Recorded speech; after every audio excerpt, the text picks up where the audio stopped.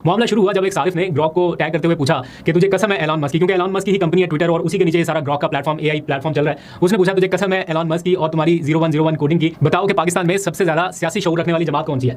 Grok ने जवाब दिया, जो भी एनालिसिस उसने अपना किया होगा इंटरनेट पर मौजूद मवाद की रोशनी में, उसने कहा जनाब पाकिस्तान तहरीक इंसाफ के जो लोग हैं वो ज्यादा बाशऊर हैं क्योंकि वो करप्शन के खिलाफ आवाज बुलंद करते हैं, जबकि बाकी जो सियासी जमातें हैं वो रिवायती सियासत के ऊपर बात करती हैं। तो यहाँ से ये हल्का फुल्का सा इनिशिएट हुआ।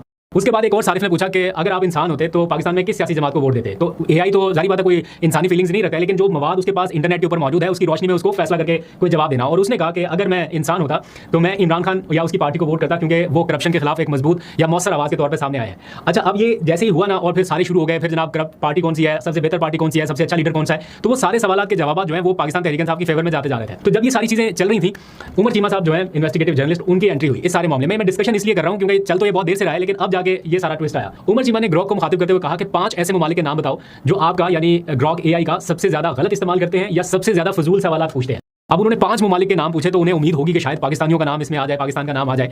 तो ग्रॉक ने जवाब दिया कि अमेरिका, जापान, भारत, ब्राजील और बरतानिया। उसमें पाकिस्तान का नाम शामिल नहीं था उनकी तवक्कुआत के बरअक्स। अब उमर चीमा साहब को अपना मतलूबा जवाब नहीं मिल सका, थोड़ी सी उन्हें वहाँ पे यूँ कह ले हजीमत का सामना करना पड़ा।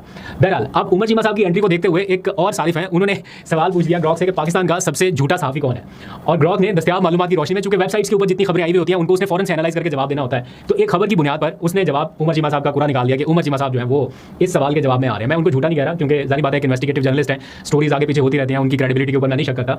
लेकिन उन्होंने जैसे एंट्री डाली और एक और सारिफ ने उनका नाम पूछे बिना, नाम का जिक्र किए बिना जब ग्रॉक से पूछा कि सबसे झूठा सहाफ़ी कौन है, तो आगे से उनका जवाब आ गया कि पेशावर की एक अदालत ने उन्हें गलत खबर छापने पे 10 लाख रुपए का जुर्माना आयद किया।